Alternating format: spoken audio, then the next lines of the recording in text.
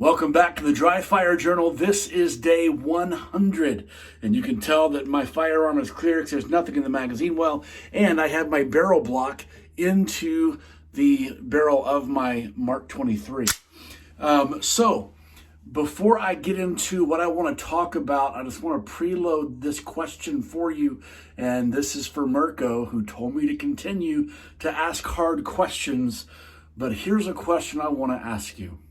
When you dry fire, do you tend to work more on things you enjoy, or do you tend to work on things that you need to build progress in?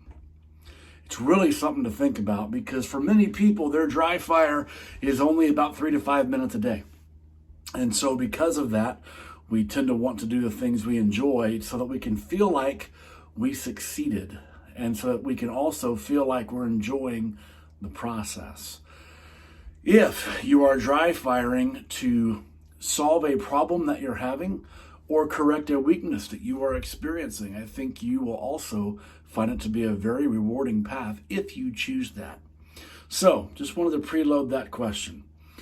Before I get into the dry fire method for the day, want to remind you to go check out Wilderness Tactical.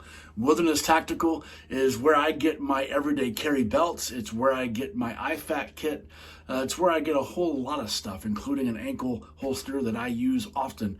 And so Wilderness Tactical, you can go to thewilderness.com, and when you enter the code REDHAWK at checkout, REDHAWK721 at checkout, you get 13% off your entire order. Super cool people. They're our tribe, so give them your business. Today, what we're going to work on, speaking of things that I don't like to work on, is a double action trigger press. And so if you have a double single action firearm, if you have that option, I'm going to encourage you to spend the next little while working on that double action trigger.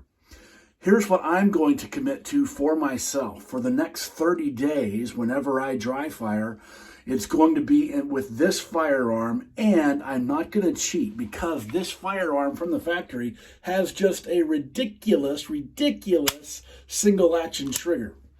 The double action trigger is about 12 pounds and feels like a mile long. Now, if I want to increase my ability, if I want to work on my ability to grip my gun well, and I want to give myself an opportunity to build up trigger finger speed and dexterity and all of that, then working with a long 12 action trigger is going to give me every advantage when I later put some significant time into running this thing cocked and locked. So I'm just telling you, my goal for the next 30 days is to do all of my dry fire work in double action mode. And if you have that option, I strongly recommend that you try it. So all I'm going to do right now is give you 10 dry presses and try not to let my front sight move. And I'm going to point this just a little bit below so that you don't have to feel like I'm muzzling you as you watch this. But here's dry press 1, long, slow, double action. Here's 2.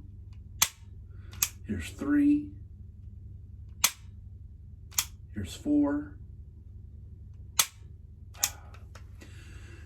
I've got a grip with my support hand. Here's 5. Here's 6. It's interesting that I'm seeing motion as I release the trigger.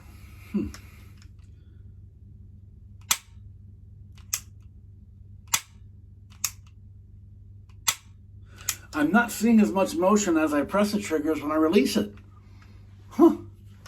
That's fascinating to me. Trigger press. Trigger press. So I'm just giving you an intro into my journey for the next 30 days. That means that Dry Fire Journals 100 through 130 will all be featuring Alice, the Wonder Mark 23, and a long, slow, stiff, 12-pound double action trigger. Let's work this together. And here's what I'm going to guarantee you, that what I do with the 12-pound trigger is absolutely going to apply to your striker fire or your single action. So hang in with me for the next 30 days and let's put some significant work in. See you tomorrow.